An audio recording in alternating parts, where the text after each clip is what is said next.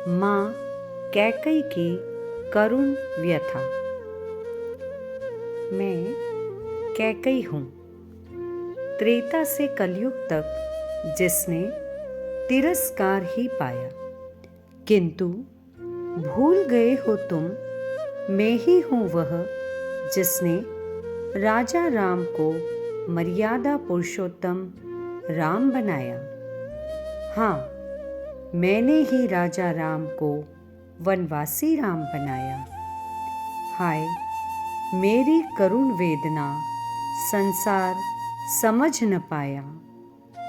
मैंने तो था लिया जान जब श्री हरि को सम्मुख अपने पाया।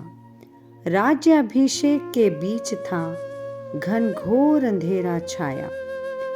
माँ से माता का पद आज कोई है छीनने आया।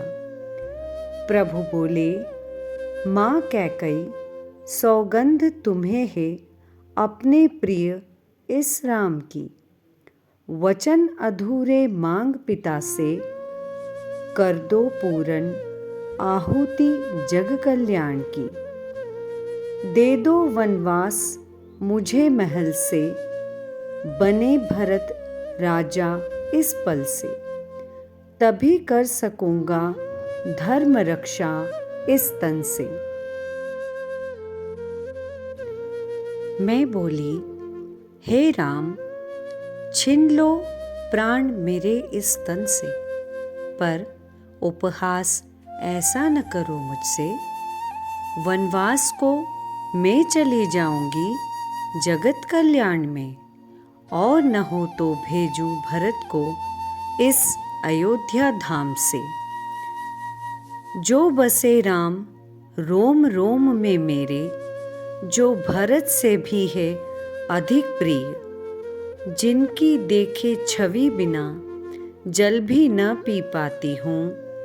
हाय कैसे कह दे यह हृदय मेरा, हे राम तुम्हें वनवासी राम बनाती हूँ। प्रभु बोले मुझसे, लिख दो भाग्य तुम्हारे माता, जो तुम चाहो अपने अभिराम से।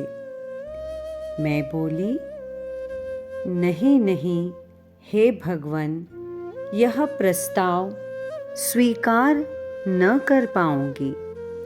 कह दो माया से अपनी, मोह ले बुद्धि मेरी।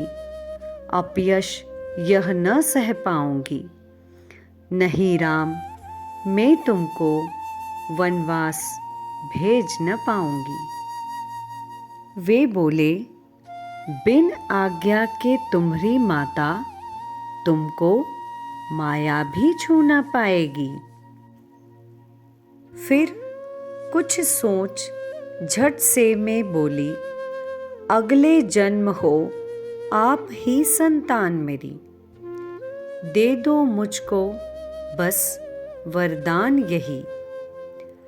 तनिक मुस्कान अधर पर रखकर बोले मुझसे मेरे रघुवर। हाँ कर दूं मैं माता, पर इसमें है दुविधा भारी।